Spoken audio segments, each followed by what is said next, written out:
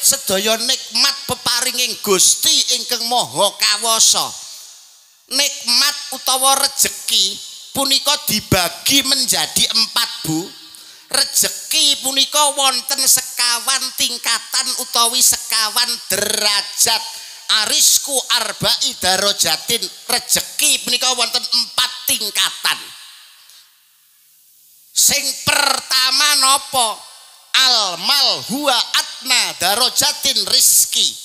Bondo donya, harta benda, kekayaan sing mbok duweni saiki, sing mbok goleki rina. Kok meneng ae to, ya ampun. Nek aku muni rina wengi ngoten nggih Bu nggih. Bondo donya harta benda sing sampean goleki rina. Esuk ngalor ngetan ngiwa mobat mrono wis aku wis kentekan kok. Niku termasuk nikmat utawa rejeki sing paling ngisor dhewe. Bondo donya sing sampean goleki niki lho, harta sing sampean padosi rina. Esuk ngalor ngetan ngiwa munggah mrono mobat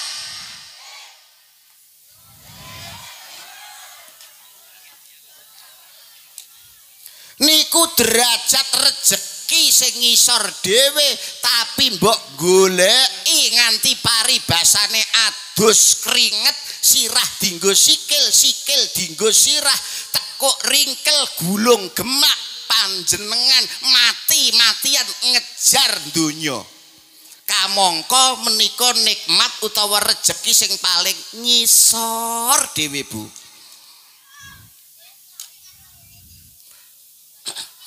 Derajat sing paling ngisor dhewe menika bondo donya utawa kekayaan niku rejeki sing derajate paling ngandhap piyambak huwa atna paling ngisor dhewe.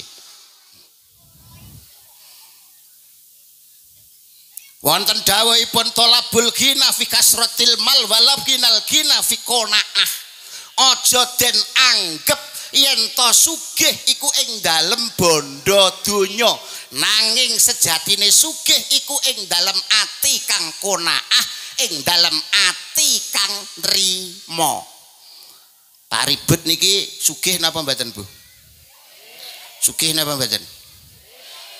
Urung karuan lho niki atine ayem Pak Ribet kalih panjenengan. Pak Ribet niki lho gawe mawon sesasi bayare gawe 50 yuta pamane. Karo panjenengan sing asile sedina 50.000. Niku lho isih ayem Pak Ribet.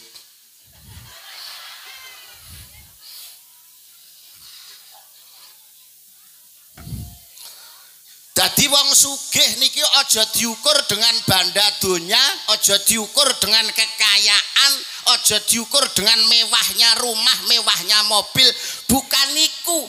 Wong niku diarani sugih. Wong diarani sugih niku nek duweni ati sing qanaah, duweni ati sing nrimo. Masya to mung 50.000, masya mung 100.000, tapi nek nrimo cukup niku sing diarani wong sugih yang sebenarnya. Masya to bondone akeh, duwike akeh, tapi nek apa ki beneke? Panjenengan ora duweni sifat yang qanaah, ora nrimo ing pandum, semene kurang, duwe montor, pengen duwe mobil. Duwe mobil pengen duwe bis pengen duwe kapal pengen duwe pesawat. Gegayuan keinginane kepenginane jek wakeh jek mrono, ora duweni sifat sing nrimo, niku berarti urung sugih. Tingkatan rejeki sing nomor loro napa? Tingkatan rejeki sing nomor loro al afiyati a'la darajatin rizki. Sehat niku derajat sing paling dhuwur dhewe utawa derajat sing paling inggil sak dhuwure sugih.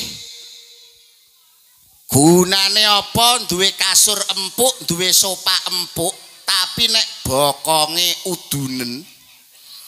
Gunane apa mangan sate, mangan gule, mangan rawon, tapi nek lambene sariawan. Gunane apa duwe omah gedhong megrong-megrong mobil mewah, tapi nek matang-matang setruk. Gunane apa duwe bojo ayu kinyis-kinyis bahenol aduhe okonge-okonge, tapi nek loro anyang-anyangen ora kenek dienggo. Dadi derajat sing sak dhuwure sugih niku derajat napa? Sehat.